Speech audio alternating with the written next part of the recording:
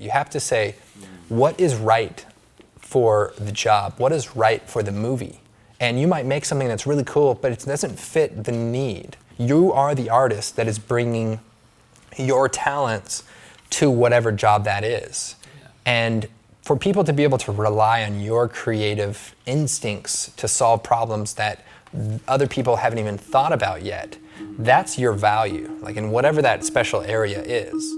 Even if you don't know him by name, you've probably inadvertently seen his work before. Andrew Kramer is the owner of Video Copilot, a website that creates tutorials and products for Adobe After Effects. And his website is so successful that many of the techniques he teaches in tutorials frequently appear in TV commercials and movies. In a world where tutorials usually don't match the standards of the industry, Video Copilot actually helps set the standards, which is exceedingly rare. I wanted to pick his brain, so I visited his studio in Lake Elsinore, which is about 2 hours out of LA. There, we had an in-depth discussion about how he approaches new projects, his advice for aspiring artists, and even new AI tech to look out for on the horizon. But before we got started, I got a rare tour of his studio. Well, I always imagined that somehow you were just working from home, but turns out you've got a real physical office. Welcome, Andrew. Nice to be here. Yeah, let's go take a look. Yeah.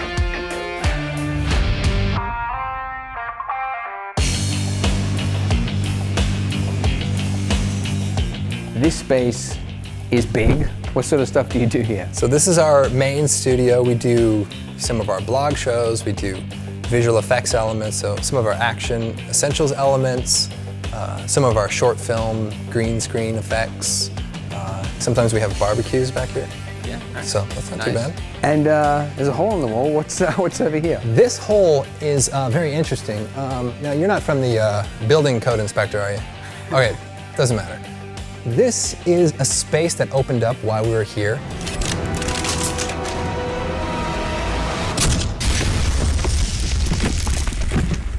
So we filmed some of our action essentials elements. So we have like this blue screen setup that allows us to film large explosions, or maybe not large explosions, but what we usually call these like dirt charges, like not fire, but like just like air compression that blows up the sand so it looks like a big mortar. And we can film it and, safely inside of a, enclosed area, and nobody has to be like, what's going on over there?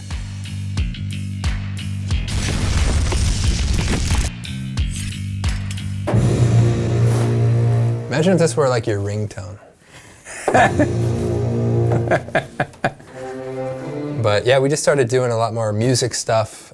We have a show coming out, and we've done some like kind of Stranger Things, kind of 80s synth kind of music. Oh, nice. Yeah, so the episode kind of has some really authentic and cool sounds, and it was all original stuff that, we produced, so it's nice, that'd be awesome. Yeah. I want to check that out.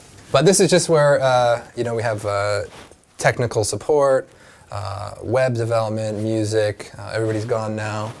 It's a fun place, I like it. Yeah, it's, and moving on.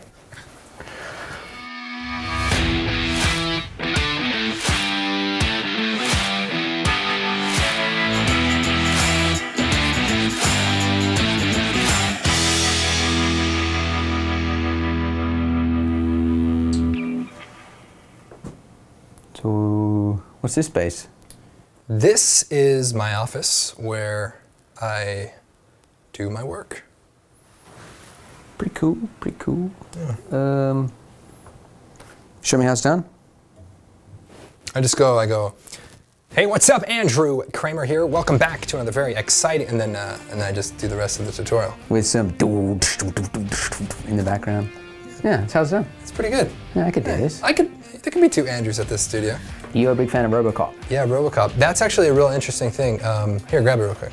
So this is a gift from Sam Loya, actually. So this is Robert Cop.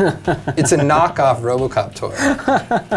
And this is one of a kind, my friend. Where did he get it from? I think like at a swap meet or something like that. He had to buy this one online. He paid a lot of money for that. RoboCop.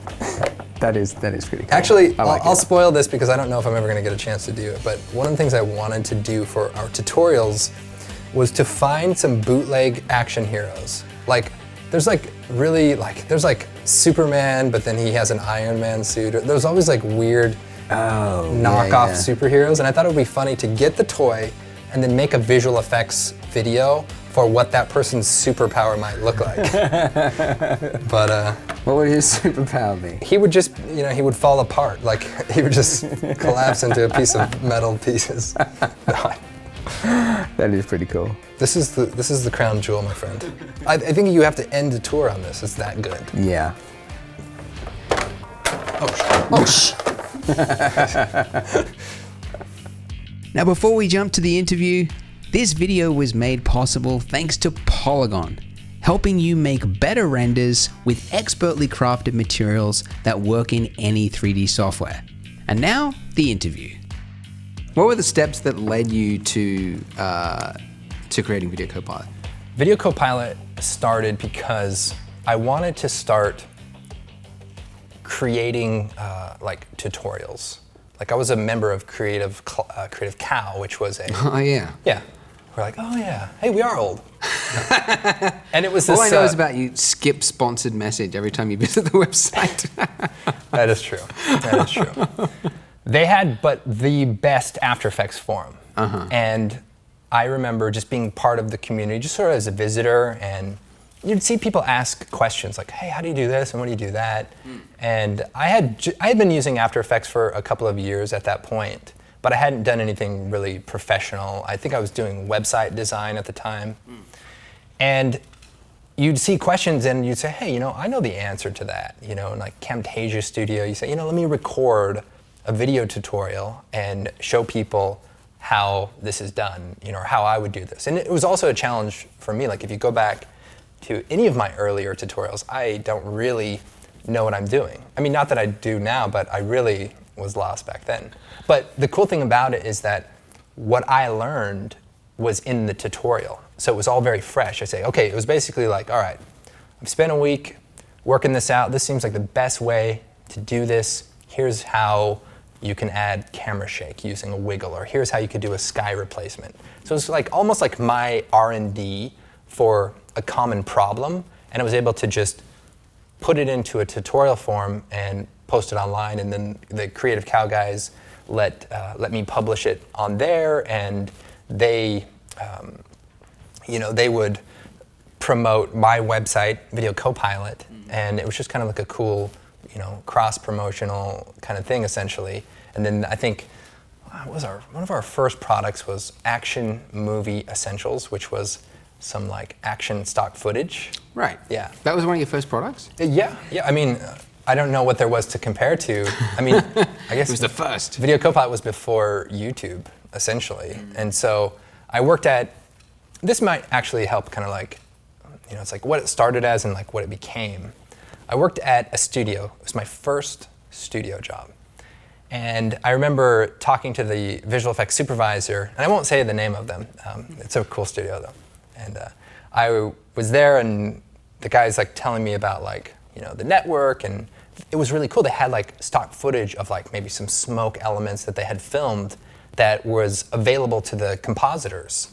And I remember him just telling me, he's like, oh, and none of this stuff, you know, don't take this stuff home, don't download this stuff and like take it with you. And I was like, okay, I won't steal all the data.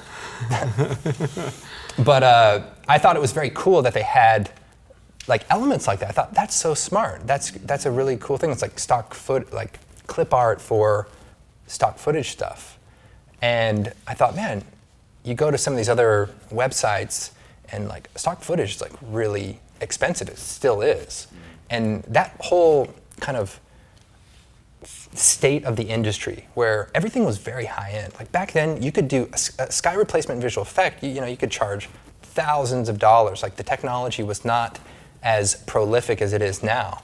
And I just wanted to change that because I thought, man, it's so expensive to, you know, one stock footage is $500. And I'm like, I can't, there's not even a chance I'm gonna buy that. And you know, even now, like we've really tried to maintain that sort of pricing where anybody can get into it. And it's also why we try to create as many tutorials as we can that don't require any extra products. Like they're as pure as often as they can be. And then there's things that get, you say, oh, well, how do you do this or how do you do that? They get maybe a little bit more specific. Maybe we use 3D Max. Maybe we use Element 3D. I think I did a Blender tutorial one time. Really? It was rough. Did you really? Yeah. I didn't know. Yeah. Huh. So that was the main thing with Video Copilot, was figuring out, how to create cool products for people like me that wanted to make movies but didn't have a ton of money or a studio. And it was right around the time DV video was really becoming popular, like Firewire. So people were able to do digital video on their computer, and so it was just a really interesting time for everybody that was into video. So we did the action movie essentials, and then I did an advanced training series called The Bullet, starring Sam Loya. And it was basically a shot of Sam firing a gun in like super slow motion, and the muzzle flash, and and the camera pans away. And in the spirit of making the tutorials available to as many people as possible, I did all of the 3D part of the bullet. It's just a bullet. But I did it in 3D Max, Cinema 4D, and I did it in Blender because Blender was free, and I wanted, no matter what, I wanted people to be able to follow along without having to spend more money on software. And you did it in 3 software? Yeah. Really? Listen. Triple the work. Triple the work. And Yeah. it was actually more than that because Blender was so difficult to learn. Yeah, I was going to say, those early days weren't so gracious. Well, and that's what's funny to look at it now because it's like, that's looking pretty cool right now. Yeah. So it was at a point where it got dramatically better, actually, which it was funny because I had tried to learn it and I was just very overwhelmed by just not being able to do simple things, and that was probably the discouraging part. But once I just got over a couple of just the UI things, was it G to move stuff? Yeah. Pretty good. But to be able to remember those basic shortcuts, and even some of the methods of you tap a key and then it becomes toggling and then you tap it again to lock it, or lock it on an axis, little things like that you just weren't familiar with. But once you got that in, practiced enough, then you could record a tutorial without looking like a total, noob, which I'm not so sure I was successful at. So that was after Action Essentials. Where did that entrepreneurial spirit come from? Well, I've always, started businesses. I think my first business I was in high school, and I did website design development. Oh. And that was also around the time Flash was popular. And they added video, preloader websites, dynamic, I action remember scripting. that preloading website, yeah. You had to get those sprites all loaded up, Andrew. But that was actually pretty lucrative also because I was a designer, and so being able to do websites for companies, do the hosting, set it all up for them, that was something that wasn't as simple and as common as it is now.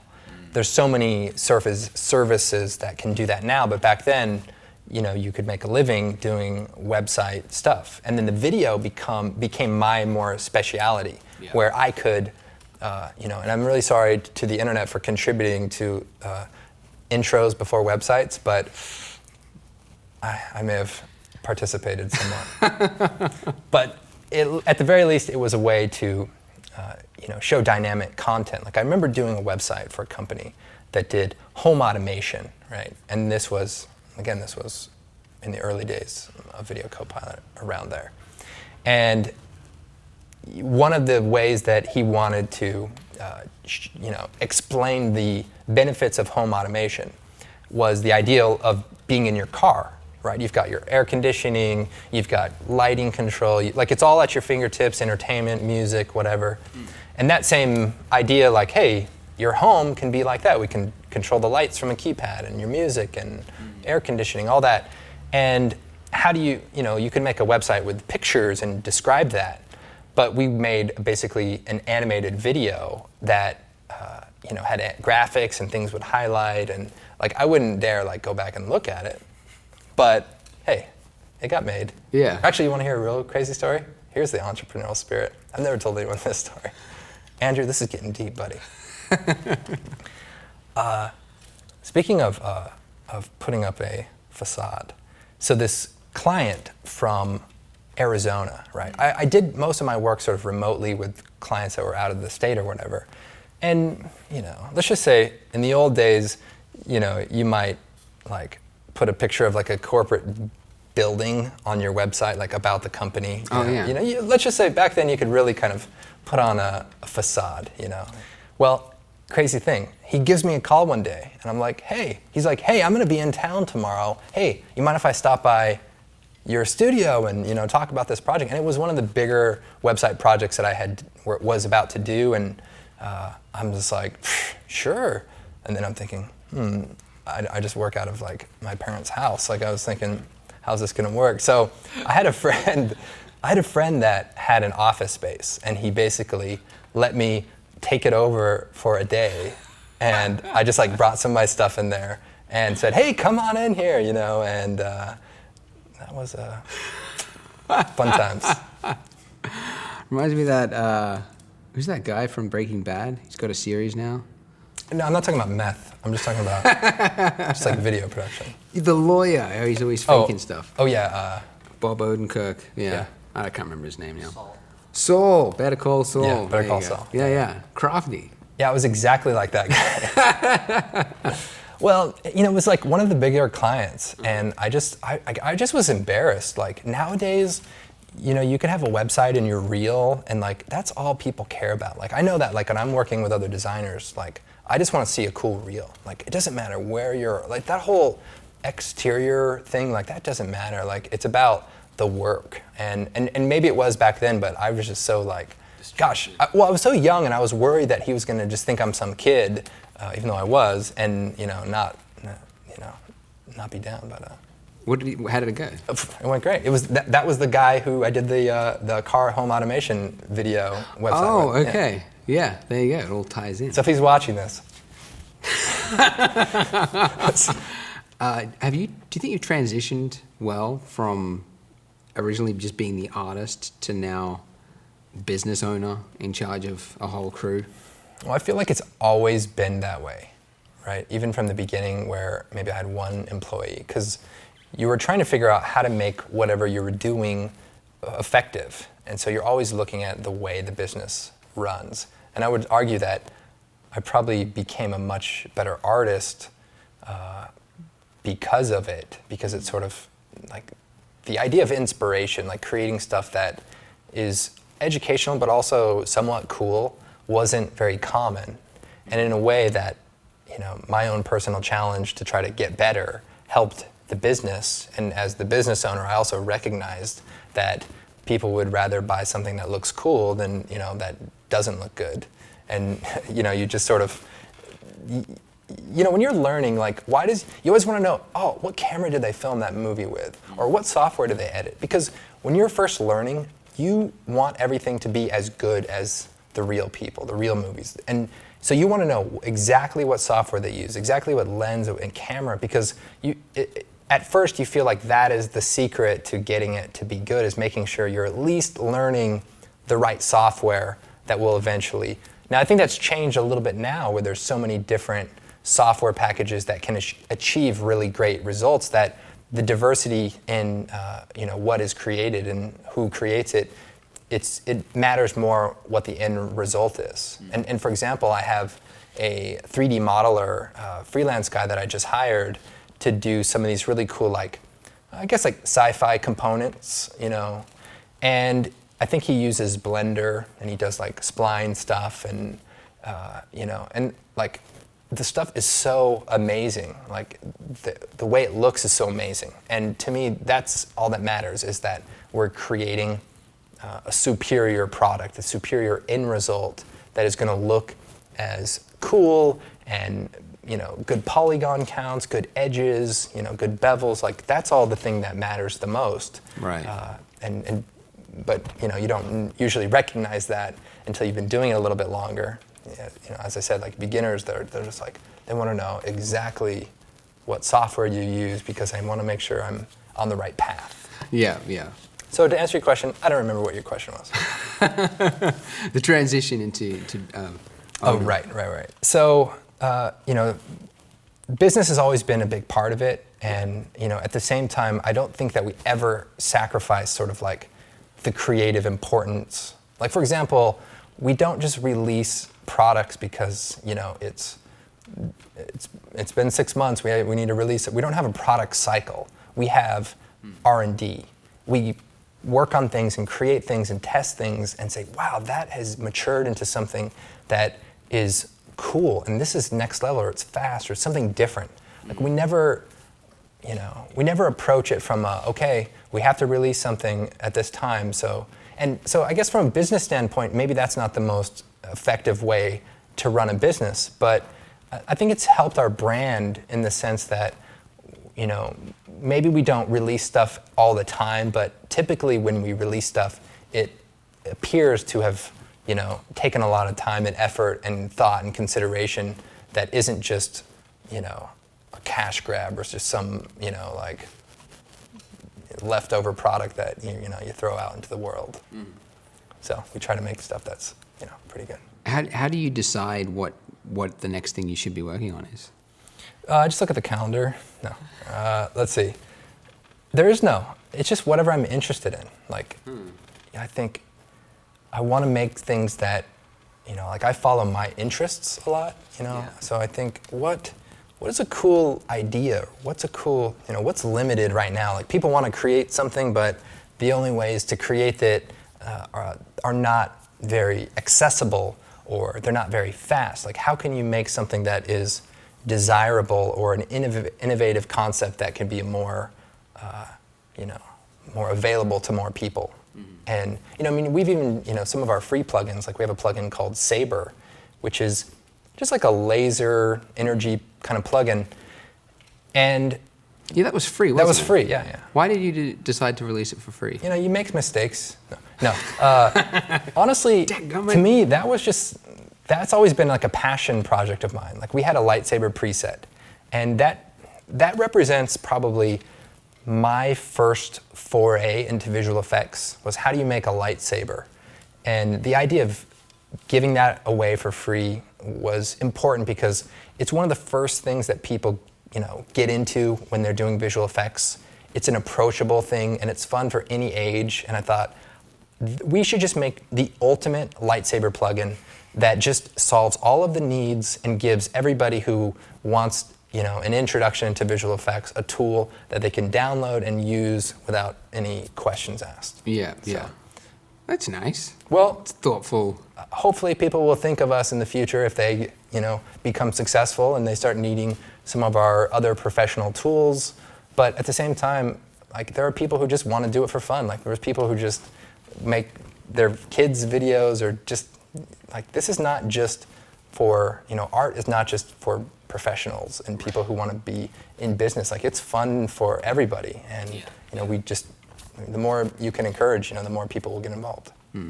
So essentially, the first drug is free. Yeah, you say, hey kids, come here. Oh, we should edit this part out. I mean, I was impressed that when I saw that you made it free, I was like, that's missing out on a lot of money. Yeah, I mean, I'd like to think that kind of a thing has a long-term value, right? Like I'm not in this for a cash grab, or like I like to think that there's some integrity left, even though Hollywood has destroyed me in the inside. But also I think we have some really cool things coming out that I think are extremely cool and innovative. And for the people who want to step it up and go to that next level, like I'm confident enough in our commercial plugins, even like Element 3D. We have a new version coming out with some really great features. And I think when people see that, they'll understand and appreciate the value that goes into that. And like it's worked out really well. Like we create free tutorials that don't require anything in return. And that's been a big part of our success. And I think always remembering that, people can tell when you don't care, when you throw some freebie out there that is just meant to attract people, but it's not that useful, and it's just clearly a marketing gimmick. where like I feel like I want to. I've done that a few times. Hey, I'm not calling it out. There's a time and a place. Yeah. But as an overall, value add, here I'm using a marketing term. When we looked at our analytics, we said free stuff attracts people. Yeah. Like, again, one day I'm going to do this and I'm going to regret it. But like, I'm not a big fan of like let's do a, like, what do you call this? Like a giveaway where you like, retweet us and then we'll, put you in a giveaway. Like, I feel like some of that stuff like doesn't create the sort of what's a good way to put this? Like, I'd rather everybody get involved and not just because of a chance to win something.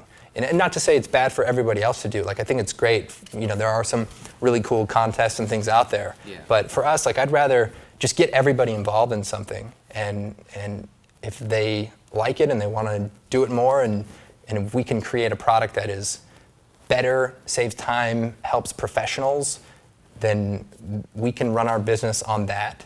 And we'll keep making cool free stuff because that's our brand.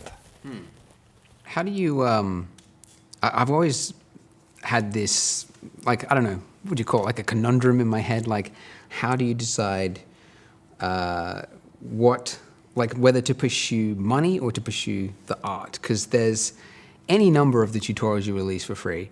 You could also put it in a little pack and go $50, whatever. And so it's like there's always money that could be made versus there's also doing something nice for the community that's helped you. How do you handle that? How do you decide? I have this magic 8-ball. No, it's a good question. I guess I try to think about what's going to be a tool that's going to be maybe more broad for the majority of people and that has a more broad value to it. I feel like that's where we want to maybe create our products. But let's say, for example, we create a Halloween model pack of just like Halloween effects. That's not something I'm going to be putting in my store, right? Like, that's kind of a bit of a gimmicky thing, but at the same time, it's kind of a cool thing to have in October when you got to make a couple of spooky graphics or whatever. So I guess to me, it's more when you make a product, there's an undeniable amount of work that goes into it. Mm-hmm. Now, in the case of Sabre, that's probably the most close to the line that we've ever got, because we almost did a whole product cycle. We did a promo video, we did tutorials, like we did it up only because I was so busy working on Star Wars, like I wanted to sort of like come back and be like, hey guys, sorry I've been busy, we made this thing. Because actually, truth be told, the original release version was not that great. Like, it was good. It was a great lightsaber plugin. But we spent an extra 3 weeks on it, and I mean, all hands on deck. We added all of the energy, turbulence, wind, distortion, motion blur, the presets. We basically took it from being a basic lightsaber preset into a really full-fledged energy, and it works with masks and text. That stuff wasn't originally in the version that we were going to release, but it was so close to being able to do those things that we actually ended up releasing it a little bit late. Like, this is our, maybe this is our, trademark as much as anything, which is we have these ambitious goals, and then you get there and you're like, oh man, if we just had another day or another week, we could really put the finishing touches on this. Yeah. And it went from being a cool thing to being like a really cool thing that, we were all really proud when we got that out. How do you decide the pricing of because I know your products aren't the cheapest, of course. I'm sure you know people in your community that give away a plugin for like $3, please, Yeah. How do you decide, you seem to have like a really firm grasp on business that I think a lot of people don't have, the marketing, that whole side of thing. Yeah, I guess there's not really any set way that I think about these things, but I try to think about what is going to give this product. Maybe another way to think about it is we look at our product and say, what's a good price for something that does this much, right? Not just what is it worth, but what's a good price that would get more people involved in it and more people using it than if we made it this much.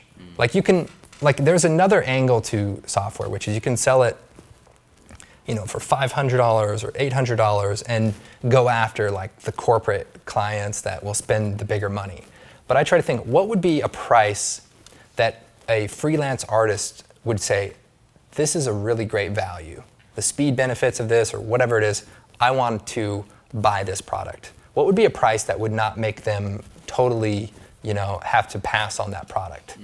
And there's always like that sense around like $200, $300, like, and to be able to offer some value as far as like the tier, like you say, okay, the base product, maybe some, like materials, 3D models, like you want to have some extra things that will maybe save time, but you never want to just make fluff. Like there's never any filler. Like if you make a product, you want it to be really good. Like we have a product called Motion Design, and I think it's like, I don't know, it's 500 like kit bash elements that took a lot of time to create, and it's actually still my favorite pack. Like all the kind of, no way. Yeah, like I do some daily renders of like random sci-fi kind of stuff, and I'll use elements from that pack, and you just combine them in different ways, and you can create some really cool stuff. So was that the ornamental one? no, this is more just like sci-fi. What should you call these? Just like like power cores and panels and okay. stuff like that. Yeah. Nice. But that's probably one of my favorite products, and we have a new version of that is going to be. I'm excited to use it. It's on the way. On the way. Yeah. But is it called Motion Design? Yeah, probably Motion Design 3 or something like that. Right. We, genius. Yeah. You can plug Just it. add a Why 3. not? Yeah. Oh, okay. Well, Motion Design 3 is a model pack that's going to be primarily for creating sci-fi props, right? So maybe you can make like a sci-fi gun or even like a spaceship or a sci-fi vehicle. Like we're creating all of the sort of individual components that can be put together to create corridors and satellite dishes or space stations. Yeah. And I mean, it's like, when I play with it, I'm like, oh my gosh, this is too fun. I feel like way more talented than I really am. Yeah. So which is a sign of a good product. I'd like to think so. Yeah. We've got that coming up, and I mean, just to answer your question, we just want to create pricing that is affordable to people who take this seriously, but not, overpriced to where an individual artist couldn't justify it, to buy it for their upcoming project or something. Yeah. Sometimes I wonder if I'm like out of touch with the like standard person though, because I'm like, like $500 for some models. That's not too bad. Well, but you're from Australia, so like everything's $500. Yeah, loaf of bread. Yeah. Do you think, because like the brand is you, right? Sure. Yeah. It's like type in Andrew Kramer, video Copilot comes up. Do you think there's too much for you to do? Is there too much work for me to do, or? Yeah, do you feel like have you thought of like hiring someone else to do tutorials, for example? Sure. Yeah, I would say that this is something I have been thinking about a bit, and mainly because, we want to create quality content, right? At the end of the day, we're here, people want to learn, right? And if I'm working on a plugin or something, like we're working on another plugin, I won't even talk about it specifically, but it's one that is extremely ambitious. And to focus the energy it takes to get that to where it needs to be, right? This next level kind of product that I think is more intricate than maybe even Element. It's just a big project. Mm-hmm. And at the same time, I've got some really cool ideas for tutorials, and I've developed kind of innovative ways to create different things without any plugins. And so you get to a point where there's a balance. And it's basically, do you focus on this product that, one, will be good for your business because it's a cool product. Two, it's an innovative technology. Like that's always been, I remember when I was on the beta for After Effects, I was like, I've got an idea for a feature, and I was maybe a little too green to be taken seriously, but that early days of participating in software development was just extremely exciting for me. To see a product, to see a feature have such an impact on the way that creative people work. Mm-hmm. That's hugely exciting to me. Yeah. So you have a dilemma where you can make a really cool piece of software, or you can make a really cool tutorial. And you could do them simultaneously, but then the time it takes to do all that begins to stretch out. So for me, it's a matter of, there are important things here. Creating innovative software is something I really care a lot about. And teaching people how to use software and After Effects and be creative is something I really care about. Yeah. And if you're an artist, if there's things you could be learning, then why shouldn't we try to find some specialized tutorial authors that could join Video Copilot, create say a specific training series on something like this? And not that I would stop doing tutorials, but this way there would be a continuation, a continuity of tutorials, so that there's always something that people can come and learn from. And I think right now what we're looking at is there's plugins like Element 3D and some of our upcoming plugins. There's a lot of intricate features and things that don't always make it into a tutorial. Maybe they're in a help file somewhere, but they're really cool. Yeah. I think that focusing training on our products is something that we could do a lot more of without me having to take away from pushing After Effects. Because I mean, that's my favorite thing to do, is to get in there and say, all right, it's like MacGyver, you're stuck, you have this, and this feature, you have this, and this plugin. How do you make something cool and different with the same stuff people have had for the past 15 years? Mm-hmm. And that's a fun challenge for me, because I know it can be done. There'll be someone doing it, and I want to keep doing it. And if we can keep our customers happy by adding new value, new content, new training, and at the same time, I can focus on showing people new innovative things, and we can create pushing that that next technology. That's the sweet spot, and we're not quite there yet, but I think that's a goal that we want to go after. Mm-hmm. Right. Is there what's next in the pipeline? I'm going to start getting into Blender tutorials. Next in the pipeline, well, we've got a couple of really cool things. One of the things that is public, we are working on a new Action Essentials collection that is stuff we've been filming for quite a while. Yes, you film all that yourself. I always thought that it was like outsourced or... I don't shoot all of that stuff myself, but I do shoot a lot of it, and we have a team that is the most diehard. I mean, that's like a pun, really. Like, we're doing these explosions. We'd go out to the desert and do fireballs and dirt charges, and I like that intro you did, that tutorial where it was like pretending of you like filming something, trying to get it to, and then the explosion went off. That was my favorite tutorial intro ever. That was a fun one. I remember telling people that was real, and they were like, you could get away with a lot more back then. We want to create stuff that has huge value. Like, again, I keep saying that, but like with our stock footage, one of the things that you see on the ground here is this like kind of hard green floor, and we have some blue hard green floor. And this is actually the accumulation of a bunch of different tests. So when you have an explosion or a dirt charge, typically when you film it, you cut off the bottom of the dirt and it just falls and then it gets cut off. But how do you create a dirt charge that lands and the particles bounce and the rocks and the dust actually interact with the ground, and you can key it out cleanly? Right. That's a huge thing that we never did with the old versions. And so in the new version, we've found we're not just making elements and saying, here you go. We're working on visual effects and saying, the kind of element I need to solve this problem, the thing that's going to make this the most realistic, is an element that interacts with the ground.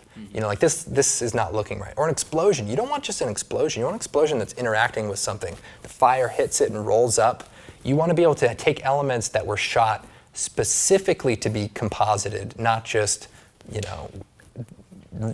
simply captured on film, but to be meticulously crafted, to be keyed out properly, extracted properly, so that they can be integrated better. What's the most difficult effect that you remember shooting? I mean, those dirt charges were a big challenge because, how do you blow something up and then reset it and do it again?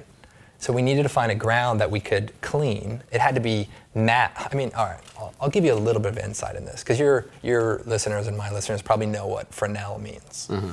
So typically at a very glancing angle of a Fresnel, it's going to be very reflective, right?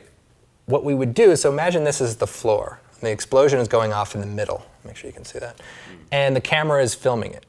Well, if the ground is glossy, the explosion will be reflective. Okay. So we use spray paint to matte finish the front of the surface. Okay. But behind the explosion, we want to make sure it seamlessly blends with the background. So we have blue in the background. And we want to make sure, so we actually left it glossy on the background. So it would actually reflect the blue that's right behind it, even though it was blue already. But the fact that it reflects it makes it so that it perfectly blends and there's no seam. So that when you can see the dirt land on the ground and you actually see the dirt at an angle. It's not just cut off like this, it's actually at an angle. Yeah. So the front of it's matte, the back of it's gloss, and then you're able to key it out. You don't have any weird reflections and you don't have any weird horizon lines. Right. And you can reset it. You could wipe it off, mop it down, put another charge, and do it again. Something I'm really curious is, like myself, this is like a personal question, I'm just curious your thoughts on it. But like, you read business books and there's so many directions for a business to go. Like, what you're doing is basically like software development. You could almost go the direction of Adobe and, make your own software or become this company that hires 50 developers. How do you have like a direction, like something that you don't want to, do you have it clearly mapped out what you don't want to do? I would say that, there's nothing that I don't want to do. I would say the answer is that I want to do what I want to do. And the thing about Adobe and bigger software companies, and as you probably know, there's a lot of big software companies that are struggling because of business models and what have you. Yeah. I wouldn't want to I don't want to have to be creating a decoder for Targa files and TIFF files and an encoder for GIF files. And like there's so many maintenance-based development things that have already been established that would just be such a pain to have to deal with. Right. And that would not be fun for me. Yeah. Perhaps maybe you hire people and then they worry about it and you focus on the creative.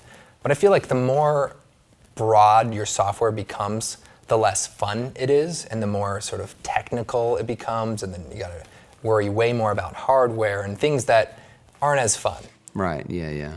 If somehow there was a way to not worry about things like that and I could keep the focus on innovative, creative tools, then I would just go wherever that takes you. Mm-hmm. But I think there's, platforms, there's always going to be different platforms. And I think our software is, for the most part, standalone, and our new upcoming one is very standalone. And it works with After Effects, but it could very easily work with any up-and-coming, cool platform. And the development of that tool never changes what we want to create. But if we have to kind of hook it into a different platform, that's an easy thing to do. And it's nice to have one primary platform because then your development doesn't have to keep shifting around. If say someone came up to you and said, I want to work in the industry, I want to become a visual effects artist on films, and they've got a basic, they did it in high school or something like that, but they've now got a year that they could spend learning, and at the end of the year they want to be able to get a job at a studio, and you were to map out their training regime, what would that look like? Do I like this person? Yeah, Okay. say they're a close relative of yours. It's your daughter. I say, don't do it. No, what I would say is, if there was somebody who was, considering going to college, or they very seriously wanted to get into this, I think I would probably tell them to learn as much as they can. I would probably give them a sense of the different industries, right? You have motion design, okay. You have visual effects, you have 3D modeling. These are all very distinctive things that you can, or even animation, you can become very good and very specialized at. Or another angle of that is like a TD or like a effects artist for fire or explosions or things like that. Like that's all, every one of these things is very specialized. Mm. So I guess you probably want to know, what are you really into? And I think it takes time to figure out what that is. Okay. If you could somehow narrow it down to say, all right, I'm interested in visual effects compositing. How do I make that happen? Well, I think you might look at what is common in the industry. I think Nuke is very mainstream as far as a visual effects compositing tool. I think learning the basics of compositing, whether it's like blue screen stuff, I think that's always probably the first place to start, because it's easy enough to do a blue screen effect and learn some of the issues you're going to run into. Like, oh, the boom mic is in the shot. How do I mask that out? What's a mask? How do I get rid of that? There's little building blocks that you're always going to learn along the way that apply to every bit of work you do. Okay. And that's maybe the problem that I have sometimes is it's easy to assume that everybody knows what a keyframe is or what a mask is. And that's not always the case. And so if people don't have at least that basic level of compositing skills, then I would say find a training series that focuses on the software that's most likely to be used, and then learn a shot. Even if it's a simple shot, make a movie quality shot, whether it's just compositing a blue screen into, maybe it's a car and you want to take the window out and put a background. How do you correct that? How do you match the lighting? And from there, I think the best way to learn is, I don't know if there's a course that exists that specifically has, high-end visual effects training, but I would probably say shoot a short film or a visual effects demo, right? Like think, okay, what is something, because not only will you learn how to do that by doing it, you'll also learn how it's shot, why things are shot a certain way, how you overcome mistakes, or you'll make mistakes and then you'll have to overcome them in post. And that's a very typical thing that people will run into. Yeah. So I think anybody who's just doing tutorials or training should also get into the production of it also. Film something, figure out what the obstacles are, because that will help you so much more if you understand how the camera works and the lighting and what does a visual, like what does the real world look like through a lens? Yeah. Like sometimes visual effects compositing becomes, my big pet peeve is like too much light wrap. Like light does not just like glow around somebody when things happen. We're talking about green screen? Like green screen, for example, like somebody walking away from an explosion and, there's like a lot of light wrap. Oh, right. Like maybe like episode 1, they'd just be walking in corridors and it's yeah. like kind of a little foggy looking. Well, it helps to make something look a little less CG, but it also, to me now, it's very typical of a CG composite to overdo the, bleed from the background over the actor. Like typically only light is going to, think about it, it's blooming the lens in order for the light from behind to wrap around. Like there's a difference between matching the ambient lighting and, this could be a 10-minute rant about lighting. But I guess the point though is that the more you use a real camera, well, here's an interesting scenario where I filmed this scene on a rooftop, and we filmed it, and it was great, and we edited it together. And then later we thought, oh, you know what? It'd be great if he said something else, right? Like, could we add a line? Maybe we could film it on a blue screen, and then take that and then composite it into the same background and try to match the look to the actual production. So now you're looking at something that was actually shot, and this is a true story, this is what happened. So we're looking at a shot and saying, all right, where is the light? What's going on here, right? Okay, there's a sunlight. Sun's hitting him directly from the side. Okay, well, sunlight is not something that is very easy to fake in a studio. Right. So you say, all right, well, let's film outside. So what time of day do we need to film this for the light to come hit him in a similar fashion that we did when we were on this rooftop? Yeah. It ended up being outside the studio here. So the sun's hitting him. We put up the blue screen, and then we say, oh, well, the sky creates kind of like an ambient fill light, so we get a reflector, and we kind of match the light pretty good. Okay. And so we film the scene, and we take it, and now our goal is not to composite it in the background. It's to make it look exactly like the original shot. So now you can really meticulously look at, say, okay, I filmed this on a blue screen. How much light wrap is really being, cast onto the foreground? How much of the world is affecting the way that he looks? And basically what you're doing then is you're color correcting him or your actor to match the background based on your original plate. Yeah. And that to me was so helpful to match something that existed rather than just try to create something completely synthetically. Yeah. And sometimes right. you'll notice that, like, things that were done, in TV show visual effects sometimes, like where it was only always a blue screen. And sometimes, like, you'll see a sky in the background and it's not overexposed because it's a matte painting that is just perfectly put in there. But Yeah, right. in real life, the sun would be way bright and that doesn't look realistic. Little things like that, you won't make those mistakes because you're looking more about the photographic way something is created. So that was a really, eye-opening thing. Yeah. I've heard. I can't remember who it was that said it, but yeah, basically, if you're learning and hoping to get in anything to do with post-production, like the one thing you should be studying is photorealism. Absolutely. It's like, in doing so, you'll learn everything. Absolutely. And I like your idea of having a project. Like, rather than reading a theory book on visual effects or even, I don't know, following a curriculum of got to learn these areas of the software, as opposed to just like making a Star Wars lightsaber battle with your friends, I think you're just going to learn 20 times more. No doubt.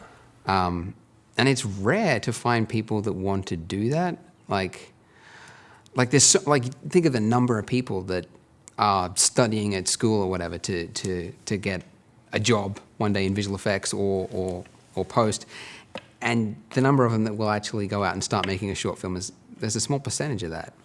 Well, hard work has a way of weeding out people who are not willing to put it in. And I think You'd it's... think money would as well, right? Like you put $60,000 on the degree. I find that money just does not typically maintain the motivation needed to learn something and become an expert. Like if you think about all the time that you've spent in Blender, like imagine if you weren't super into it or you had something else that was kind of fun to do also.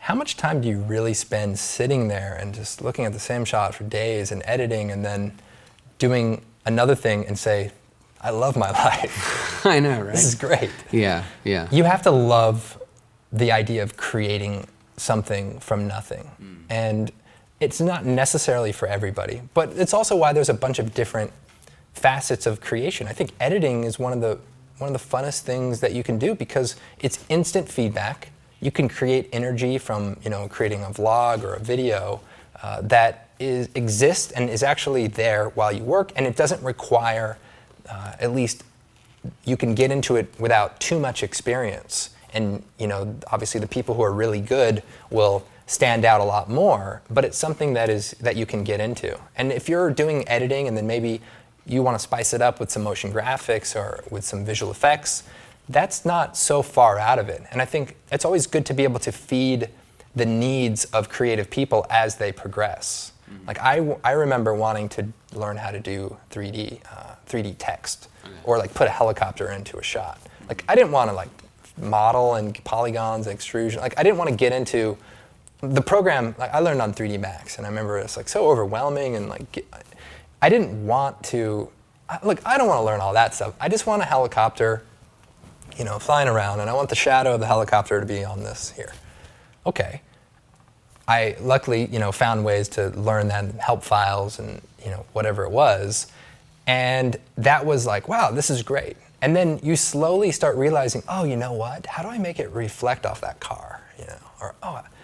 And as your skills get better, you start pushing yourself, and then you start asking the right questions. When you start asking the questions, and that's why I think going to the point of making your own thing, you'll begin to ask the questions yourself and not have to rely on someone else's assumptions about what you know or what you should do.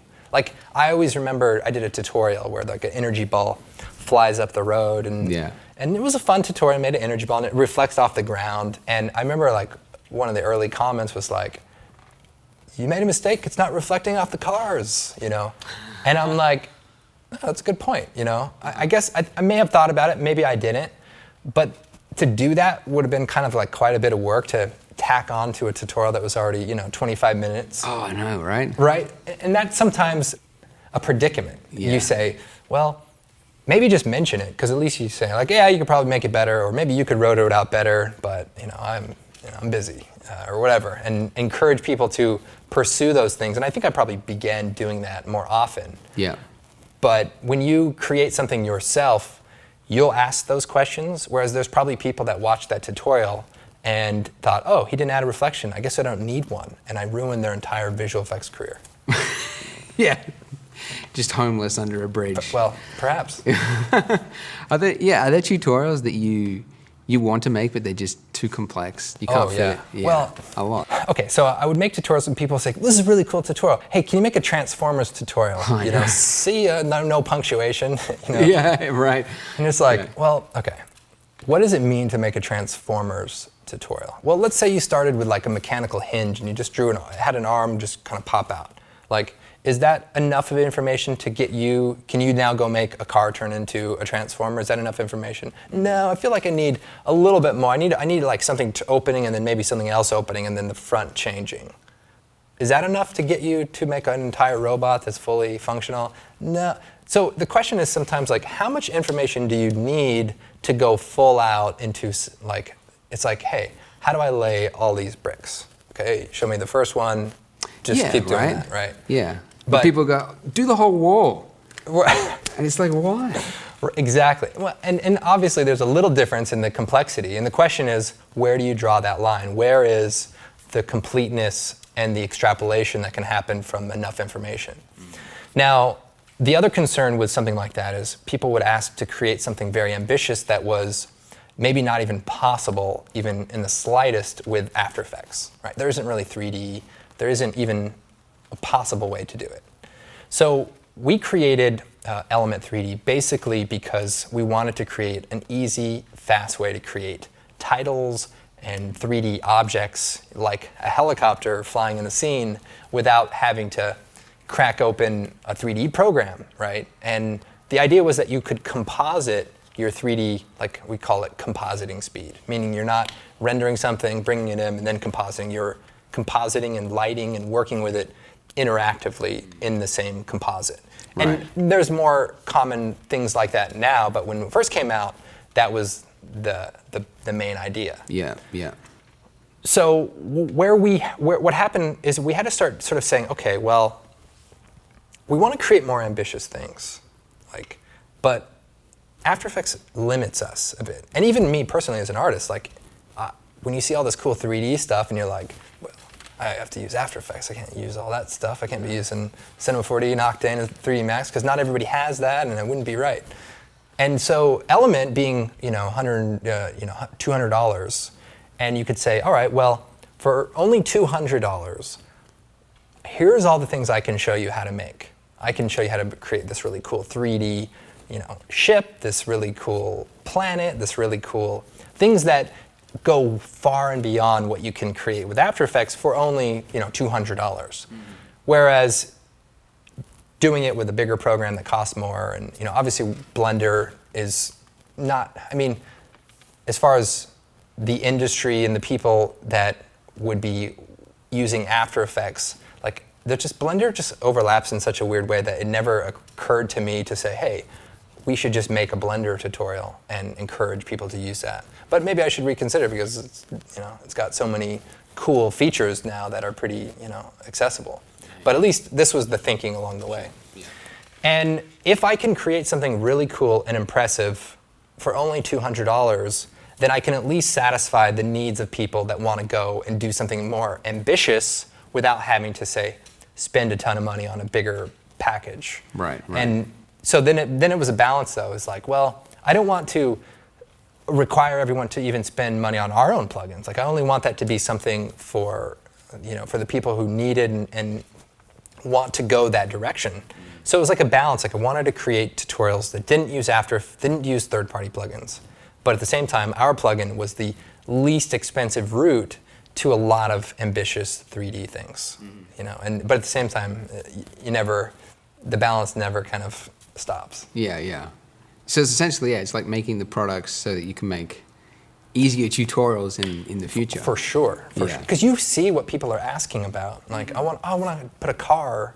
Like, there's no, alternative to a real 3D program. Like with Element, we did a scene where there's like this broken down car that's in the scene, and it's like an apocalyptic kind of scene, and ivy growing. And so you could do a lot of things for a lower price. And that was always the drive. How can we just focus on the common things that people need? Titles, just compositing. You have a scene with tanks, but hey, why don't we put 10 more tanks in the background? Right. Maybe they won't look perfect up front because the lighting and global illumination, but it's got ray traced ambient occlusion, color correct it right. I mean, you can pull off some pretty impressive things right inside of After Effects, and that's fun for me, one, as an artist, because I like, I'm very comfortable with After Effects, so it's great to be able to do as much as possible without having to leave it and circle back.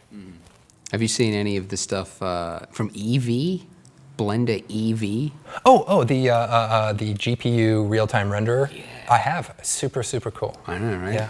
Yeah. I mean, it's basically like the way Element works, right? Like it's the idea of doing a real-time game engine.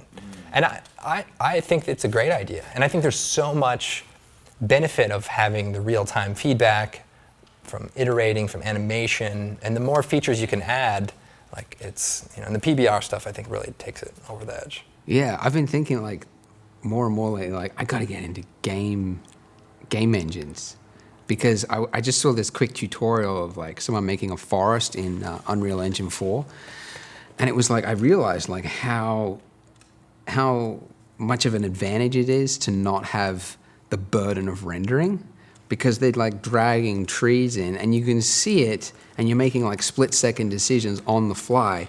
Whereas with a renderer, you drag in wireframe trees and then you render it and go like, the lighting is wrong. And it just takes another like 2 hours before you did what was 10 seconds. Absolutely. I think some of this game engine stuff is very cool. I mean, that was my revelation playing, Call of Duty or Battlefield was, why isn't this in a plugin? And luckily I was working with the right programmers and we, created something that took advantage of that tech, that OpenGL kind of stuff. Yeah. Well, with the game engine stuff, I think right now it's in a weird place, right? And this is always like the struggle, which is you have your OpenGL preview and then you have your, say, final render, right? Yeah. Now, the objective, like the final render will always be the best, right? Ray trace, and you can deal with refractive surfaces and accuracy and all that stuff happens, but at a huge render cost. On the other hand, you have this real-time, iterative, get the camera right, get the feel right, get the mood right, get the scene right, set up the geography. That's like, wow, that's great to be able to do that. Now there's some hybrid stuff like Octane where you can get an interactive, access to your scene, but at the same time, even Octane still takes time to render. Like it's iterative. You can see it updating, but for the frame to be clean and no noise, like it still takes time to render. Yeah.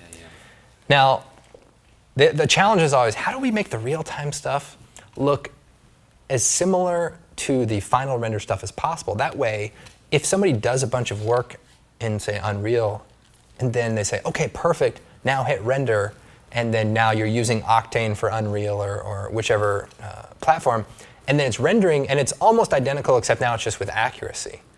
Now the challenge is, getting the real-time stuff to be as accurate generally as the final render stuff, because that's where it divides. Like I think the game engine stuff is really great right now, but I know the limitations of it, and the limitations of it are probably too great to overcome in the software alone, even with deferred rendering techniques. So, meaning like, what does a shadow look through a refracted surface? Like things like technical materials and shaders, like PBR is great and all that, but there's just physical things that cannot be cheated, caustics and refractions. And some of these things can be cheated to a certain degree, but they're just limitations. If they could get them to be as accurate as the final render, and I think they're getting there, then you can do the work, and then if necessary, you can then run it through a more final render to get the better quality. And then that way, you would never have a pipeline that was a dead end. Like you work on something and then, okay, this is really good now, start it over again and, Redshift or whatever. Yeah. So, yeah. But it's, the movies, the stuff they are creating is unbelievable. Mm-hmm. And the fact that it's the real time, like it's definitely going to be growing a lot more for sure. Yeah, yeah. Not to keep plugging Blender, but yeah, I think that idea of having the game engine real-time updates for testing and then the final render, you just flick it. Yeah, that's the idea with EV. It's like you can keep your shaders intact, and then you switch to cycles when it's time to do the final render, and should all work. Yeah. Well, I think as far as advertisements go, Walking advertisement for Blender. yeah, well, so how accurate is it as far as like going from the EV to the final render? Like, is it pretty Well, good? that's it. It's still really early days. We don't know. It could go anyway. I'm hoping. Hoping it's great. But you understand what I'm saying, though? Yeah, like, of course, absolutely. That's the gold right there. Yeah. Do you think it's getting to a like working towards a point where game engine, like, it'll just be real time rendering everything?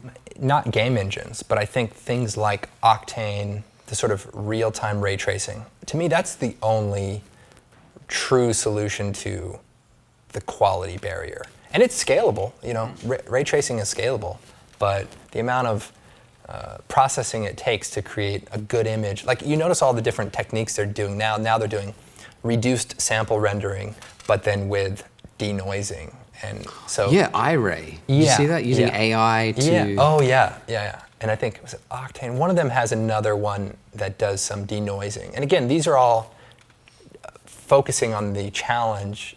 Like, ray tracing is the gold standard as far as like those use cases. Game engines are going to get dramatically better, but there's just physical properties that you just cannot calculate without a ray being cast. Like, it's just, it is what it is. Like, screen space, ambient occlusion, it's just never going to be quite as good, even with a bunch of samples.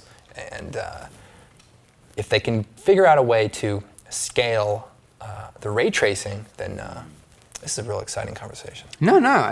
It is actually. It is. Okay. Like, okay. because I don't know much of the, like, it sounds like you've, obviously, I guess, with Element, you're deep into the graphics. Well, because Element is a bit of a hybrid render. It's an OpenGL rasterization renderer, but it also uses ray traced shadows and ray traced ambient occlusion for cases where you need that. So for the final render, it will add that in? Well, or I'll do it together, right? Essentially, like it's like a dual renderer. It'll render the scene, and then it'll load up the geometry. And the reason we chose that distinction is in order to ray trace something graphical, you have to load the textures in, right? All the textures, because they reflect and they hit off of each other and reflect off of each other. But we didn't want to burden the user or the renderer on having to rasterize everything and then also, say, load all the textures to do, say, a global illumination based on the color, bounce. Okay. Instead, focusing on just shadows and just ambient occlusion, we could create those two things without having to load any of the materials. We only had to load the meshes because the meshes are enough to create the shading and the ambient occlusion. Okay. And you get this great final result. Like, it makes things go from pretty good to like really good quickly. And then the cost of doing the ray tracing is not, of just the shadows, is not as bad as having to like ray trace the whole render. Wow. Yeah, I hear you. What do you think of, have you heard Elon Musk's theory of the living in a computer simulation? Yeah, sure. I mean, it's all very fascinating. Yeah. Yeah. What do you reckon? I mean, I kind of tend to agree with him in the sense that it's possible. And, I guess what I would like to think is, this is going to be one of those clips that get played back. No. I guess what I'd like to think is that if we are a simulation, then we're simulated based on something. We're based on some reality. Like, if the way the world works is at least based on a world that did exist, then at least we aren't just like a complete sort of just, imagination of a creature. But it's all very fascinating. Yeah. I agree. I don't think I've taken enough drugs to go that far. You don't even need drugs. Like, I guess, okay, maybe we should restart the answer to this question.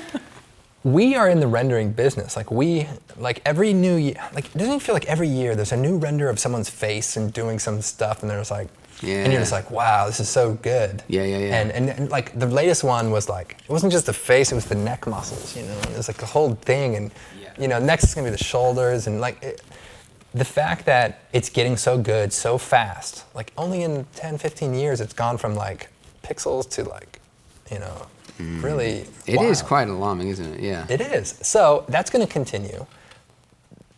You know, like what Elon Musk says, if you take any rate of increase over the next 1,000 years, assuming there's no, you know, nuclear meltdown, you have that possibility. And so I guess at the end of the day, it's fascinating to know that we could eventually simulate most of what we understand as reality. Yeah. I think, where are those drugs? Yeah. I haven't given it enough thought. I just think it's fun to think about. Okay. On the note of technology, a lot of people worried that, you know, in the future, automation will be taking everyone's jobs. Seeing as you're deep in the visual effects field, do you foresee any, let's say, smarter software in the next 5 to 10 years making any job redundant? Yes, probably. I think it's most likely that jobs will become redundant, but not necessarily that there won't be new ones created. I think, you know, there'll be people to analyze what's being output by the software. But I mean, this is a subject that gets very intense very quickly because it's not just it's not just like a, you know, let's all sit back and ponder whether or not we're in a simulation. This is probably going to be a very important reality in our lifetime. Oh yeah, for And sure. I guess it's very sobering to go on, you know, YouTube and see a video of some software, you know, like analyze the world and like, you know, or you've seen the one where like it takes a painting and then takes your photo and it turns your photo into a painting that looks exactly like a Van Gogh or I don't think I've seen that, but yeah. Well, it's very fascinating what a computer can recognize and understand. Yeah. And I mean, this goes into a lot of very dark places also with computers making decisions. Like you see that movie with Arnold Schwarzenegger called, what was it called? Kindergarten Cop, where he travels back in time. And that was frightening. Yeah, I could definitely foresee like a job like rotoscoping being fairly unnecessary in the future. Like you just select the actor and go like everything else except him. Yeah, I think rotoscoping is definitely a natural thing that is being solved right now because of all of the AR. You know, when you have augmented reality, you need to composite things behind people. That's true. And so understanding, and again, things like people, where the computer can analyze the way somebody moves. That's what Microsoft's Connected is. It analyzed, okay, if my hand is here and this is here, it doesn't have very much dimensional information, but it can understand essentially that the arm is bent because of just the, you know, the ratio of where everything is. It understands how we move so that it can anticipate, you know, the way you're moving. Now, as an aside, and I don't remember the name of it, there was this camera that came out. There was this huge camera in it. And the idea was that it films a huge resolution and it films, you know, like a depth pass. I saw that one. Okay. This was recent, wasn't it? Pretty recent. Yeah, Now, yeah. me personally, and I'm not one to just go on record and be like, you know, this technology will never work. But let me just tell you, today, Andrew right now, Kramer says. October, no. The problem with this current iteration of this thing, and I guess where I stand is I see a lot of people being like, wow, this is the future. And then I looked at this thing, it's as big as like a truck, or like, it's huge. Sure. And then I think, well, hold on a second. How does it, I know the problem of, think about a fume effects explosion. Something that has got translucency in it, like real thin smoke. What's the depth? What's the depth information on the pixel of translucent smoke? Like, Good question. I don't know, right? And so if you're thinking about like somebody with like transparent hair and you're gonna extract that without a green screen and, you know, you're gonna be using methods that are estimating, and there's gonna be a lot of, I just think there's a lot of technical challenges that we already deal with right now, like as far as edges and semi-transparency, that it's not a hardware problem. It's not capture enough pixels or capture the depth information. But the solution is, like you said, like a more of an artificial intelligence type of thing that can actually process the pixels in an intelligent way in order to extract it. And then you won't need a fancy camera that shoots depth information. You just need fancy software that understands what it's looking at. Mm-hmm. It could be looking at us right now. Yeah, like, so you mean you don't foresee that camera taking off? Well, maybe not. Certainly not in its current form. I mean, yeah, like it's the size of a truck now, yeah. but like the first computer was a truck. Right, but I think that the artificial intelligence software is going to be growing much more rapidly than hardware, right? Like, think about cameras. Cameras are so good. Like, the quality of cameras are so good. Like, I always tell people, just, buy a camera and then buy really good lenses, because there's always going to be a new camera and a new sensor, and you just want to have good lenses. The software to extrapolate information from that there's no limit to that, right? And just based on the artificial intelligence capabilities and the AR stuff, like, again, not to repeat it, but that stuff is going to push forward all of the pixel analysis software limitations that currently exist, because they have to solve them, and they have to solve them in real time. That will be, the idea that it's nearly solved with an iPhone camera. Like, it already can kind of create maps and things like that. Yeah, you don't need, photon camera or whatever it's called. Right. But again, I do think that there's value in having depth information, right? If depth information is certainly useful, but not necessarily as a keying tool. It could be useful as, compositing, like, have somebody in smoke and the person can, like, push through the smoke, or something can push through the smoke. Like, there's definitely applications. Sometimes there's like a witness camera that you put next to your main camera that can be used just to get data about depth and parallax. And there's always a use, but then at what point does it become inexpensive enough that everybody has it with them? And that's where it's like, I don't think if you buy a new camera today, there's always a new mount and body and screw. Like, you're constantly getting new attachments and connections and pieces. Like, just think about technology that's 10 years old right now. You probably don't even have a charger to, like, turn it on and use it. Like, there's always a sort of, transition of technology that kind of leaves some of that old stuff behind. Mm-hmm. Yeah. Having worked both closely with aspiring artists, but also people that work in the industry, have you noticed any difference in, like, a mindset between somebody that's hireable versus somebody who's unhireable? Well, I've been lucky to work with a lot of really talented people that have also a really great attitude. And I think, like any industry, you hear stories about people who maybe aren't as fun to work with. And, things like that can happen, if you're kind of just getting jaded by the work, or, you just have a bad experience. But luckily, I've been able to work with some really kind of talented people that are constantly pushing themselves. And they remind me a lot of the younger people that kind of come into the industry, where they're just, like, eager to learn. They want to help out in any way they can.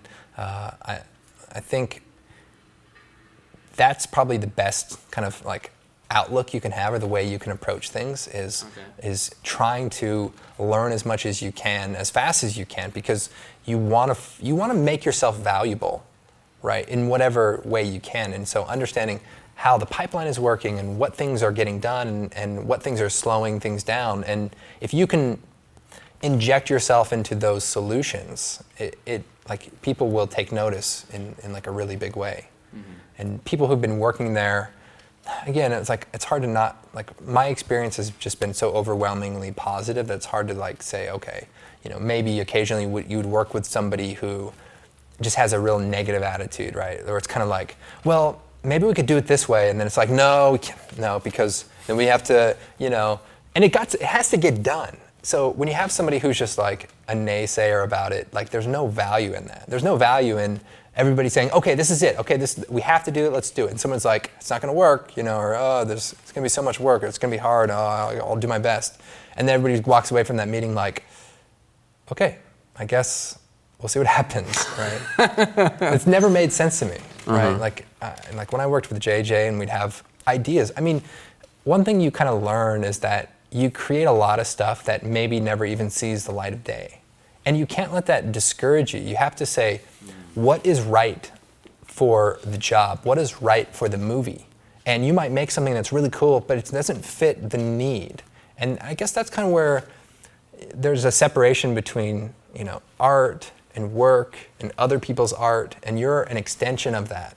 And you never sort of ignore any version of that. Like, you are the artist that is bringing your talents to whatever job that is. Yeah. And for people to be able to rely on your creative instincts to solve problems that other people haven't even thought about yet, that's your value, like in whatever that special area is. And so if something has to get done, there's no good reason to, even hint at, a frustration that might come from that. Like, everybody works hard in this industry. Everybody does jobs that are impossible and figures them out. And if you approached every job with like, oh my gosh, this is never going to work, it would just get redundant. Right. I often think like there's an advantage to not like being removed from the actual grunt work. In that, like, for example, once I was making this bathroom scene, architecture, interior thing, and I was making all the models myself. So the mirror, the pot plant. You had to make a mirror? The lampshade, all this stuff. And the thing is like, when you're trying to make an appealing image, you have to try out a lot of ideas. It's really the only way to get it done. And so you spend 20 minutes modeling stupid bathroom mirror. And then you realize that it doesn't fit the scene. And if you've actually created it yourself, you're more attached to it than you should be. Yeah.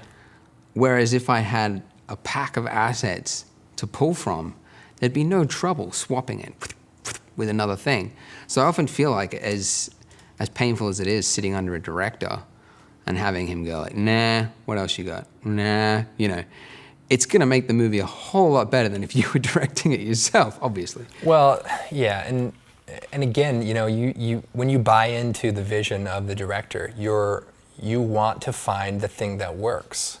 And you're going to be way worse off if every creative person is making their own decisions, like in terms of a single project. Like, yeah, that's true. So you don't want that. And so when buying into the one vision is what creates the continuity of whatever that whole film is, or that whole project is. Mm-hmm. Now, you bring up that's a great point, where you create an asset yourself, you become attached to it. I would say that brings up a real interesting point of like how people feel about using model packs or different asset packs. I think there's another interesting angle to that, which is, when do we ever assess what we're good at, right? We sometimes do everything. We do this, we model that, we light it, we composite it, we shoot it, we film it. Is there something that we struggle at that we know, that we do anyway, begrudgingly, because we don't want to bother someone or get, you save money, you don't have to find another artist, whatever. Yeah. But I think if we're doing professional work, it's always a good idea to look at the tasks that you're doing and say, hey, is it more beneficial if somebody else manages this asset, this matte painting in the background? If someone could tackle that, I could focus on this other area, which I'm really good at. And that way, this project moves along a lot better. Yeah, and right. It's not something that, you're working on something, it's not like you're making a lot of money to begin with. It's not always feasible to just say, well, just hire in people to come take care of stuff.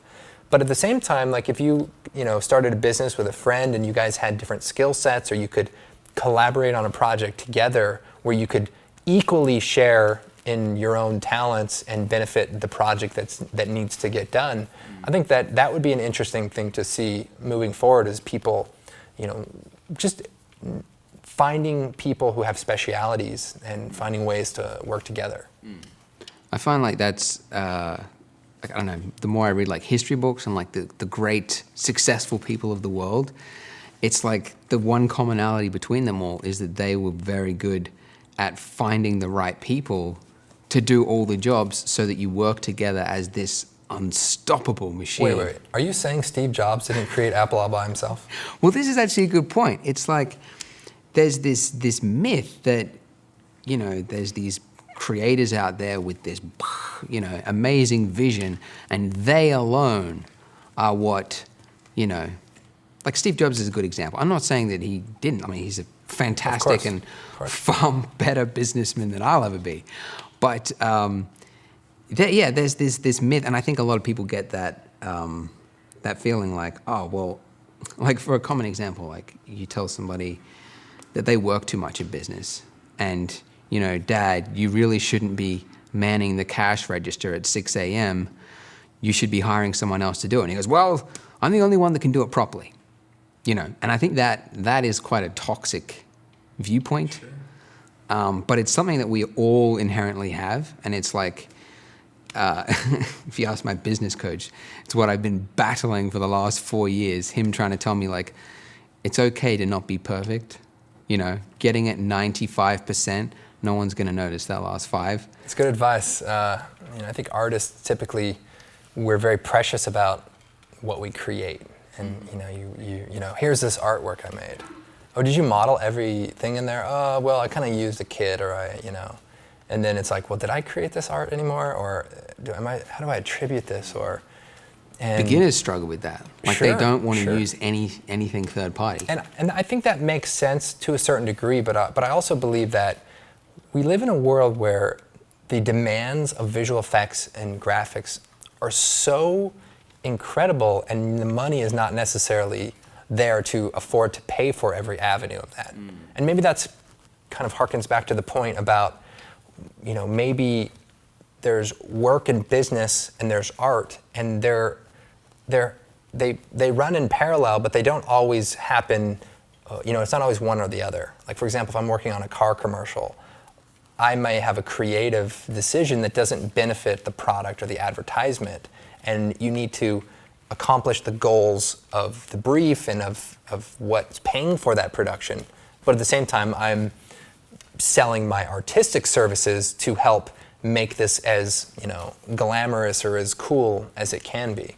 And to me, there's certain sort of, there's certain trade-offs that you make when you're creating art, and I don't think it takes away from art. Like, everybody tries to think about art as being this most pure thing, and maybe to a certain degree that's true, but there's a lot of things that happen absolutely out of the continuity and continuation of things that have existed before, and that things that were created. Like, if I have a scene, a movie with a car, and the car is doing, and I make a CG car going off a cliff or something, like, is it any less cool? Is it any less my movie because I used a 3D model from, you know, Turbo Squid?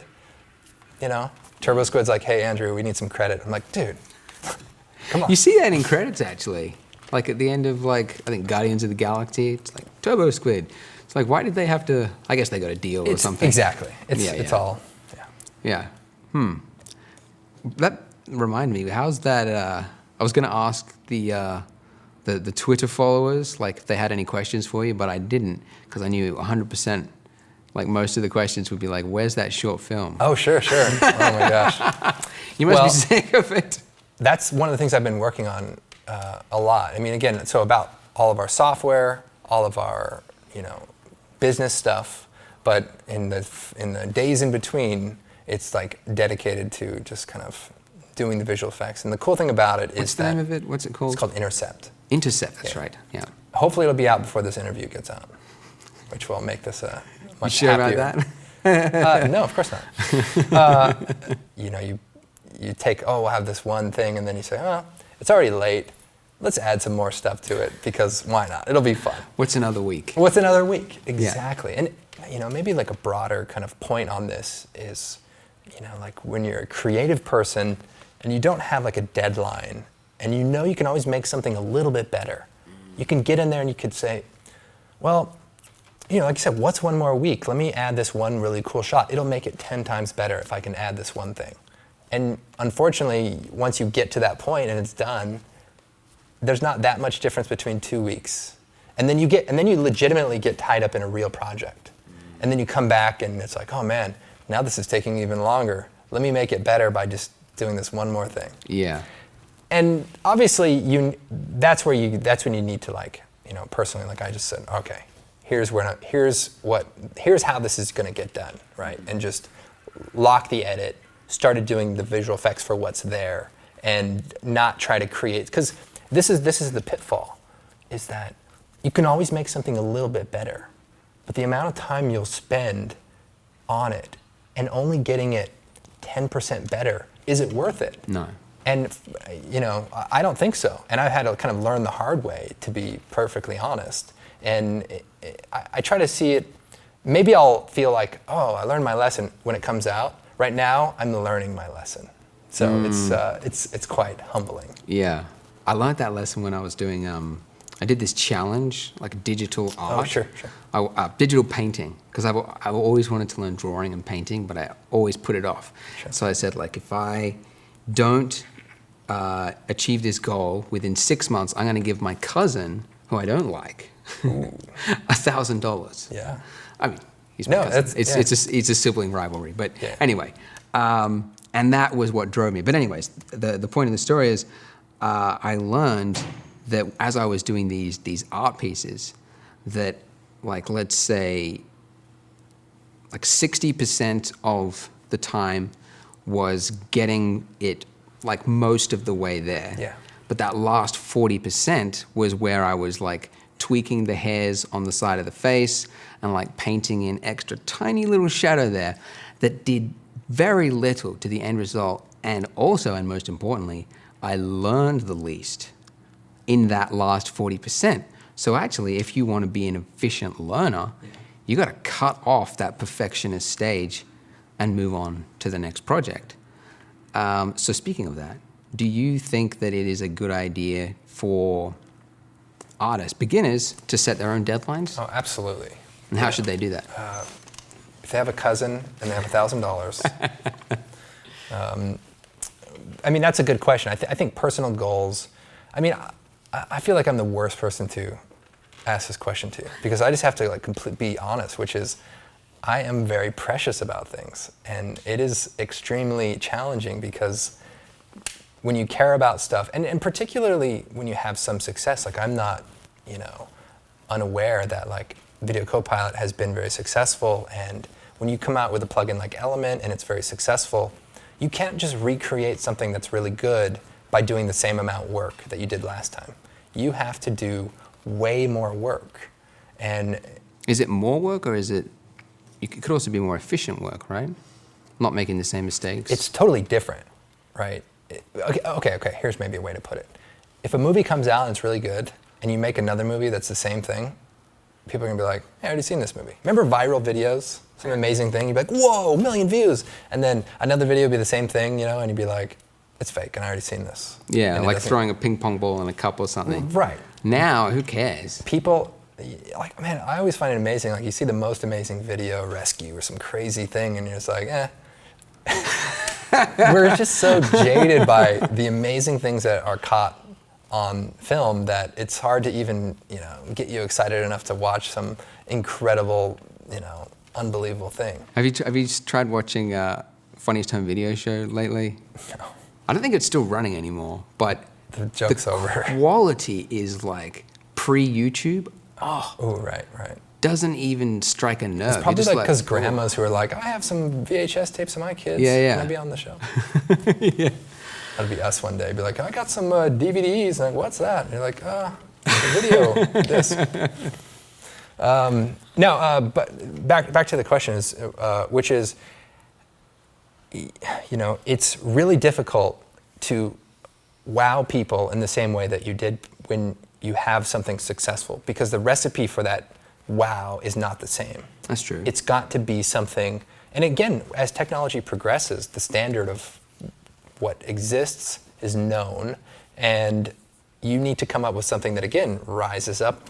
And again, I think we've created something that is that, but at no easy struggle. It's been, from from the software standpoint, from the UI standpoint. Like we probably spent more time on the UI than we have on developing Element version 1.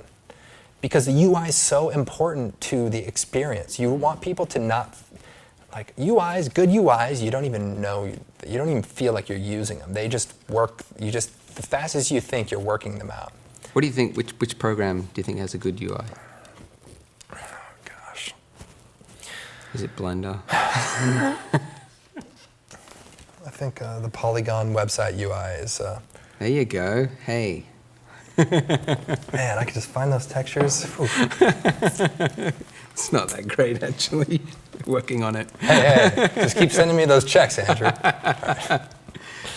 I'm not sure. I mean, I always feel like After Effects and Premiere have gotten a lot better.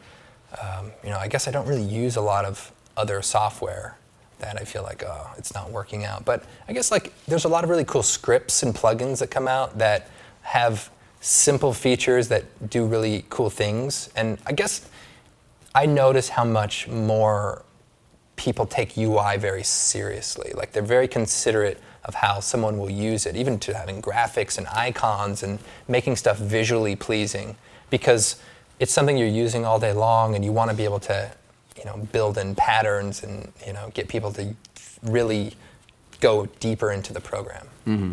Right. So that's with our, and again, not to say ours is perfect, but the fact is it's a new way to work and we want to really refine it so that it's very pleasant and you get the values of the mechanisms. So do you think you're too much of a perfectionist? Well, let me just say, let me try that again. Let me just put. Yeah.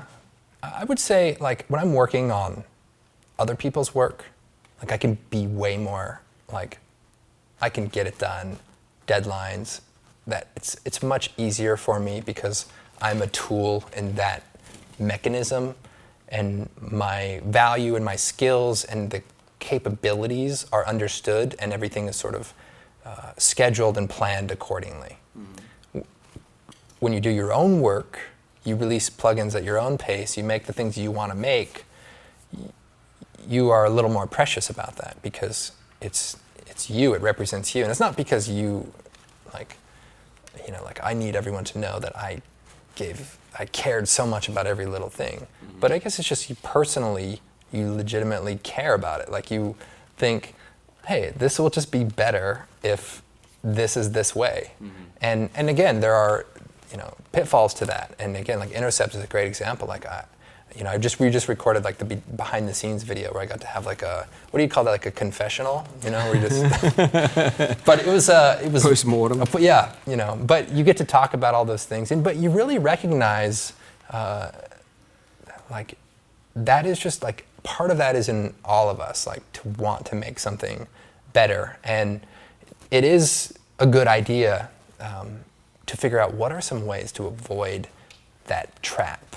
How do you create deadlines, goals, limits, and be more like you'll feel happier. Like you'll be happier to feel like you finished something than for the one thing you worked on. And again, this is more like a confessional at this point, but like the funny thing about Intercept was I filmed it 2 years ago, and then I got tied up into Star Trek, like blacked out my time.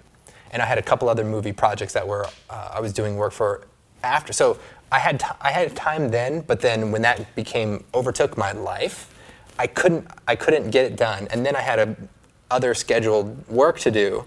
And then finally when I got around to it, it's over a year after I shot it. And now you're like, this can be better.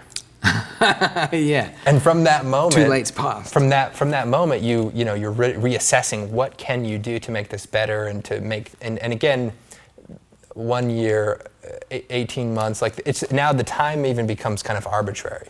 And then simultaneously, I haven't stopped developing our tools, and so you're always feeling very productive because you're getting a lot done.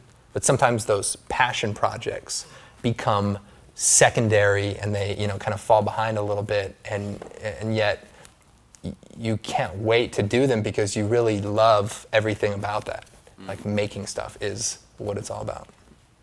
Did you go to college? I didn't know. Okay, so what's your opinion on, should people go to college, art college, for a visual effects job? I don't think people should unless they want to. Okay. Right, and I guess what I mean by that is, I think there are people who know that they learn better from a kind of structured, kind of educational environment, and then there are people who just learn really well on their own and self-motivated and can just dig through YouTube and find tutorials and go shoot stuff and make stuff. I think there are successful people on both sides of that spectrum, but I don't think that you need to go to school. I think you should just go if you have a good reason to and you want to. How do you know which camp you fall into? Someone's... That's for people to decide. Yeah? No. How do you know? I mean, I guess you just know because of the way maybe you know because of the way you learn in high school. Like, are you the kind of person who just goes and does stuff? Did you just learn the guitar on your own, or did you have to have a tutor come and teach you, right? Like, there are things that True. You know about yourself, and maybe you don't. Like, and again, maybe the best way, if you don't know, then maybe you shouldn't spend $60,000. Yeah. Which, alarmingly, a lot of people aren't asking that question as often as they should. I think it's that college lobby people are all plugged into. Yeah. People love the idea of, taking 3 years and $60,000 and going... I know. See, the problem is just like higher education. It's hard to like discourage people from learning, right? But the benefit of college, or rather, the benefit that colleges have had over the world is that they are the place to learn. But the reality is YouTube and the internet are far better resources for learning the more intricate things without some of the, I don't want to call it fluff, but some of the unnecessary, skills of college. Now again, this is specifically for like creative stuff. I mean, you may want to go to college for a business. Like maybe you're a creative person that goes to college for business. Maybe, you want to look at other facets of your success and improve those, and then simultaneously learning creative stuff. Not everything can be learned online in the same way, but if you're just trying to be an artist and you have what it takes, you should only go if you think it will benefit you personally. Like if you're if you want to become a doctor or something like that, you don't need to go to college. You just go on YouTube. Like how do I perform surgery? You just get on there. You learn that stuff. You mentioned, everything you've been talking about. Like, you were just interested in this, you did that, and then you just started this. I've noticed that amongst the successful artists that I've interviewed is that they have this, no other way to put it other than to say it's a self-starter mindset. If you wanted to instill that in, say your children, like what do you think it is that makes some people the self-starters and then other people that, need the hand-holding? I think, that's a very difficult question, but I'll give you some things I think might be related to the solution. Yeah. One is giving people the chance to fail, giving people a chance to create something and allowing them to fail. I think part of it is, and I see it in my own kids, is, they need help with an art project. You help them, they don't benefit from the, having created something that was hard. I think back to something I did in high school, which was incredibly difficult. I'll give you the shortest version of it. I filmed the football game every week with 2 cameras, and after the game, I went home with the footage, logged in, captured it in real time. There was no digital tapes. Edited out all of the stuff in between the plays, to like 5, 6 in the morning. In a game, it's real-time editing. You have to edit out then put it onto a DVD, brought it to the school the next morning, and I got paid $50 for that. It was a lot of work. Yeah. I learned how to stay up late. But I think what I learned from that, and also some of the video editing I was doing in school, was that it takes time to create something. And I felt like I had to get it done. The coach needed it tomorrow. I wasn't like I played soccer, I didn't play football, but like the athletic director needed this. There was like this urgency to do it. And so like you got super tired, but you just, one more. And I always think about that because that taught me like that I could do it. Like I could stay up that late. I could push myself. And when you know that about yourself, like you can push yourself beyond what you probably thought you could if you didn't have a good reason, that benefits you to know what you're capable of. And to that same point, like with your kids, allowing them to fail or challenging them to create something that's greater than what they had maybe originally, thought, I think instills in them the idea that hard work is valuable. Like in the case of my daughter specifically, I remember I would come home from work or whatever, and we would draw something, just anything. We'd open up a magazine, we'd say, all right, let's draw that train, let's draw that dragon, let's draw that. And we'd just sit there in parallel, and we would just both draw. She would watch. How old was she? I mean, she was like 6, 7, like past several years. And she would watch me, and I would, and I would just keep drawing, and I didn't draw like super complicated, but just drew it. She'd watch me, and then I would start adding in extra details, like, oh, I'm gonna put the hand behind the other hand, like teach her like occlusion, teach her shading, little things that, she's maybe not gonna do right now, but it never ceased to surprise me that a week later, she's already shading things, or she's adding occlusion, like drawing the arms behind the other arms and doing all these little things that, were just frankly very impressive. And when people are hungry to learn something, and you challenge them and you allow them to, find the success for themselves, that is a feeling you can never synthesize. It has to be from within. Yeah. And so perhaps that's really, the trick is how can you get people to find that within themselves and achieve something. That's like saying, hey, you'll be more successful if you just go out and do something successful. Like you'll feel really good about it. Just go do that. Do successful things. But like she goes into class and people are, you're drawing and people are just like, whoa, she is drawing really, really good. Yeah. And nice. she'd come home, she's like, Daddy, like everybody was just like, wow, this is really good. And the teacher, and like that kind of encouragement is, you can't synthesize that. I can't, make her feel that way. And like parents can be encouraging, but like when exterior sort of encouragement happens, like you just believe it more. There are things that you can do to sort of put yourself out there to get that encouragement that empowers you. I know Video Copilot was a big part of that. Like I didn't make tutorials or videos to be like, hey guys, what do you think of my work? I just made it because I wanted to show people how to do stuff and I wanted to do a good job. But I don't doubt for a second that the community's response, that overarching encouragement of people who wanted to learn and that were hungry and were feeding off of the things that I was bringing, I was feeding off of their energy, like their excitement to learn. I'm like, man, you guys like that? All right, roll up my sleeves. Let me see what else I can create. And like all of those things together just created a passion in me and also like a motivation that hopefully is undying. Yeah. But who knows? We'll see. Until they unplug the simulation. Yeah. And I think that's a good note to end on. Thanks very much. Taking a lot of your time. Cheers. Yeah. What's this space? This is like a conference room. Let's go. So that's a real photograph. Yeah. Okay. Somebody that works at Video Copilot died to get that picture.